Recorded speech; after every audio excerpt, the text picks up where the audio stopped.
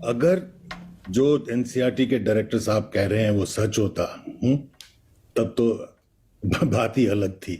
परंतु इसमें हिस्ट्री बिल्कुल, हिस्टोरियंस का कोई रोल नहीं है। ये बिल्कुल एक पॉलिटिकल एजेंडा है, जिसको मैं कहूंगा कि जरा अगर आप इनके भाषा में जरा इसकी क्रोनोलॉजी देखेंगे कि जब भी ये हिंदू सांप्रदायिकता में विश्वास करने वाले फोर्सेस पॉलिटिकल पावर के पास आए हैं, तब भी उन्होंने हिस्ट्री में छेड़खानी शुरू करी। सबसे पहले छेड़खानी शुरू करी थी 1977 में। जनता पार्टी में आपको मालूम है आरएसएस और जनसंघ मर्ज हो गए थे। 77 में पावर में आने के बाद उन्होंने कहा कि एनसीईआरटी की सारी किताबें इनको रिमूव कर देनी चाहिए। किन की किताबें थी? Romila Thapar, Bipin Chandra, Satish Chandra, R S. Sharma, Arjun Dev, some of the tallest historians जिन्होंने लिखी थी, वो सारी हटाई जाए। पर उस वक्त का हिंदुस्तान वो आज के हिंदुस्तान नहीं था। सारे हिंदुस्तान में प्रोटेस्ट हुआ, एनसीईआरटी के अंदर प्रोटेस्ट हुआ एंड उनको बैक ऑफ करना पड़ गया। फिर टेक्नोलॉजी में आई है दूसरी बारी, जब ये पावर में आए, ये आए 1999 और 2004 के बीच में। आते ही आरएसएस ने एक किताब लिखी, उनके जो ऑर्गेनाइजेशन है विद्या ज्योति जो भी है, उसमें दीनानाथ बत्रा जी ने के एडिटरशिप में किताब निकली। उन्होंने कहा कि हिस्ट्री की किताबों में से, जो कि अभी तक थी क्योंकि वो हटा नहीं पाए थे, इसमें से 42 डिलीशंस होने चाहिए। To give you an example कैसे डिलीशन होने चाहिए, आर.एस. शर्मा ने जो जिक्र किया है कि भी एंशिएंट इंडिया में अनटचेबिलिटी थी, स्लेवरी थी, दलित ऑपरेशन था, ये सब हट जाना चाहिए उससे, क्योंकि ऐसी चीजों से राष्ट्रवाद को खतरा पहुंचता है और हिंदू फीलिंग्स हर्ट होते हैं। ये फीलिंग्स हर्ट करने के लिए उन्होंने 42 सेक्शंस को हटाने को कहा।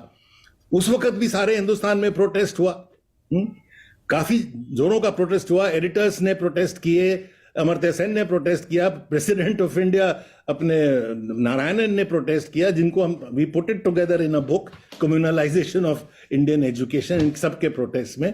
तो फिर उनको ये उस वक्त वो नहीं उसको हटा पाए, तो इनिशियल डिलीशंस में काफी मुसीबत हुई। फिर भी किताबें हटा दी गई, हटा के उन्होंने नई किताबें लाई बाय हिस्टोरियंस जिनके क्रेडेंशियल्स थोड़े क्वेश्चनेबली हैं, क्योंकि इंडियन हिस्ट्री कांग्रेस ने फिर कमीशन किया Irfan Habib, myself, Aditya Mukherjee and Suvira Jaiswal, ancient medieval modern period की किताबों को देखने के लिए कि आप इनका एनालिसिस करिए।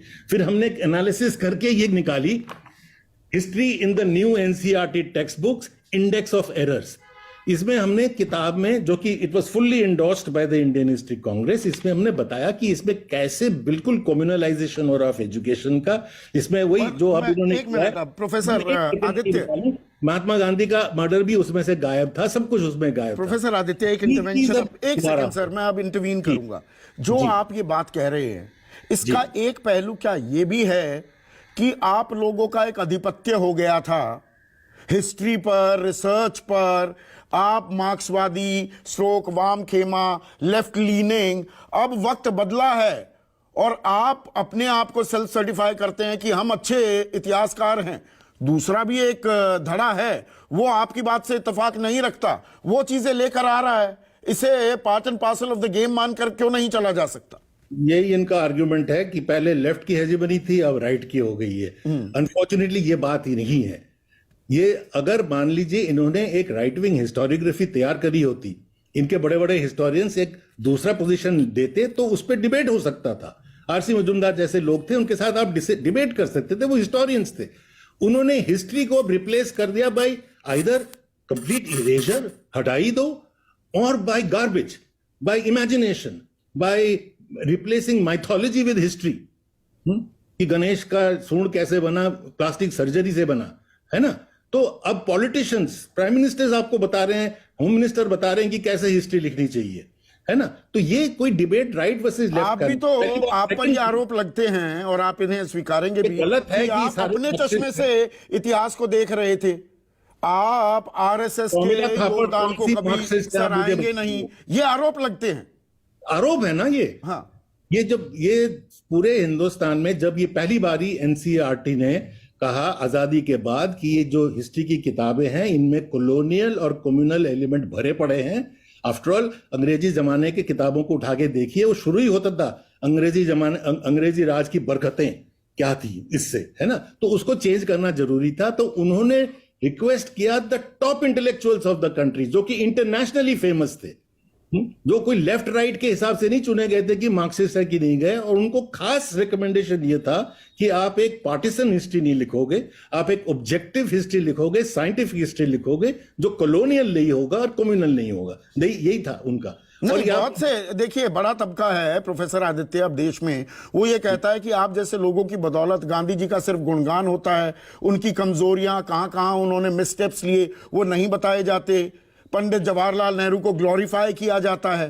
तो मतलब अनपढ़ लोग बोलते हैं ना ये।